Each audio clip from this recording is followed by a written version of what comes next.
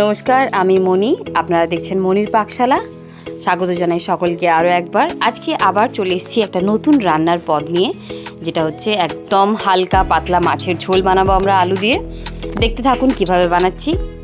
মাছটাকে খুব ভালোভাবে আমরা ধুয়ে নিয়েছি। এবার নুন হলুদ সব কিছু মাখিয়ে নেব ভালো করে। পরিমাণ মতো হলুদ, পরিমাণ মতো নুন দিয়ে এবার মাছটা মাখিয়ে নিচ্ছি। যারা আমার চ্যানেলে প্রথমবার আসছেন তাদেরকে অনেক অনেক স্বাগত এবং ভালোবাসা।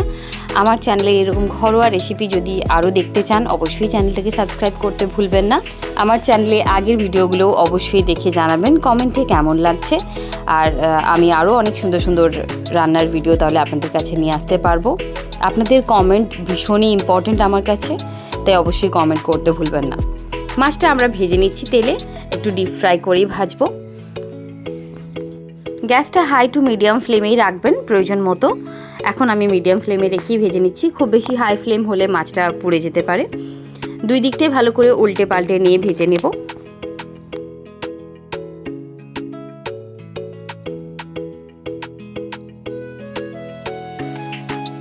দেখতেই পাচ্ছ মাছটা খুব ভালোভাবে ভাজা হয়ে গেছে। এবার একটা একটা করে আমরা তুলে নেব।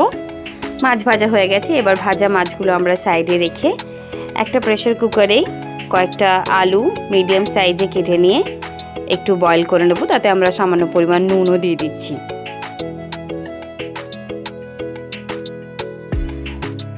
দুটো সিটি পড়লেই আমরা প্রেসার কুকারটা বন্ধ করে দেব। দুটোর বেশি দেওয়ার দরকার নেই, কারণ পরে আবার আমরা আলুটা একটু ফ্রাই করব, তখন আরও ভালোভাবে সেদ্ধ হয়ে যাবে আলুটা। সেদ্ধ করা আলুটা এবার আমরা ছেঁকে তুলে নিচ্ছি। এবার ওই মাছ ভাজার তেলেই আমরা এই সেদ্ধ করা আলুটাও একটু ফ্রাই করে নেব।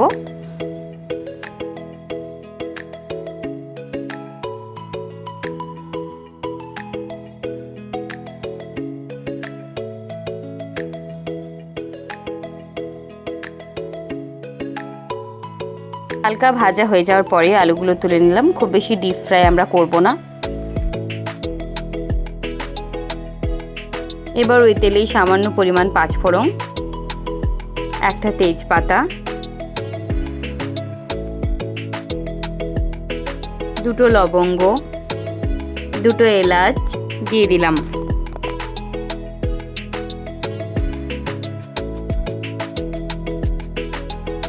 একটা বড় সাইজের পেঁয়াজ কেটে রেখেছিলাম, পেঁয়াজটা দিয়ে দিলাম তেলে। সঙ্গে কয়েকটা চিড়ি করে রাখা কাঁচা লঙ্কাও দিয়ে দিয়েছি। পেঁয়াজ এবং কাঁচা লঙ্কা দুটোকেই ভালো করে ভেজে নেব। পেঁয়াজটা ভালো করে ভাজা হয়ে গেছে। এবার 1 চামচের মতো আদা রসুনের পেস্ট দিয়ে দিলাম। সব কিছু ভালো করে ভেজে নেব 2 থেকে 3 মিনিট। পেঁয়াজটা ভাজা হতে হতেই আমি একটা ছোট্ট বাটিতে একটা মশলা রেডি করে রেখেছি। 1 চামচ হলুদ গুঁড়ো, 1 চামচ জিরে গুঁড়ো, 1 চামচ ধনে গুঁড়ো এবং সামান্য পরিমাণ কাশ্মীরি লঙ্কার গুঁড়ো আমরা একটু সামান্য জল দিয়ে গুলে রেখেছি। সেটা এবার ভালোভাবে ভাজা হয়ে গেলে দিয়ে দেব।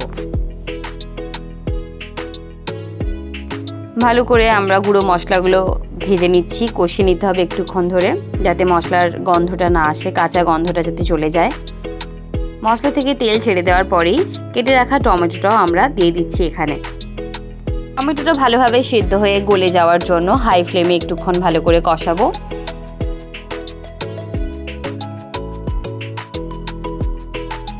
মশলাটা যাতে পুড়ে না যায় তার জন্য প্রয়োজন মতো মাঝে মাঝে একটু গরম জল আপনারা ব্যবহার করতে পারেন। যেমন এখানে আমি সামান্য পরিমাণ জল দিয়ে দিয়েই মশলাটা কষেছি।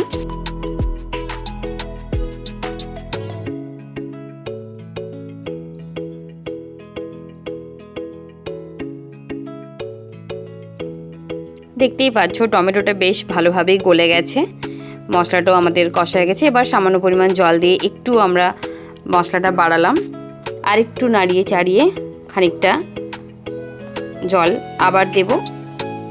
মাছের ঝোল আপনারা যেরকম চান সেরকম মাপেই আপনারা জল দিতে পারেন। আমি এখানে আমার পরিমাণ মতোই জল দিয়েছি।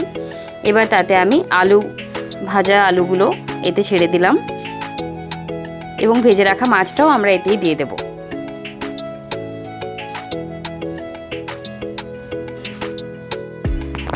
মাছ এবং আলু দুটোকেই ঝোলে ছেড়ে দেওয়ার পর আমরা সামান্য পরিমাণ নুন এতে দিয়ে দেব পরিমাণ মতো।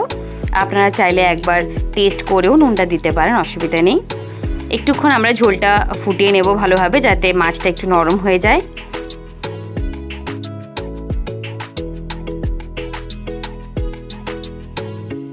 একদম সামান্য পরিমাণ হাফ চা চামচের মতো গরম মশলা এবার আমি অ্যাড করে দিচ্ছি। এটা সম্পূর্ণ অপশনাল, আপনারা চাইলে দিতেও পারেন, নাও পারেন, কোনো অসুবিধা নেই। একটুক্ষণ আমরা ঢাকা দিয়ে ঝোলটা ভালোভাবে ফুটিয়ে নেব। ঘরোয়া আলু দিয়ে মাছের ঝোল একদম রেডি হয়ে গেছে। খুবই স্বাস্থ্যকর এবং সুস্বাদু এই রেসিপি।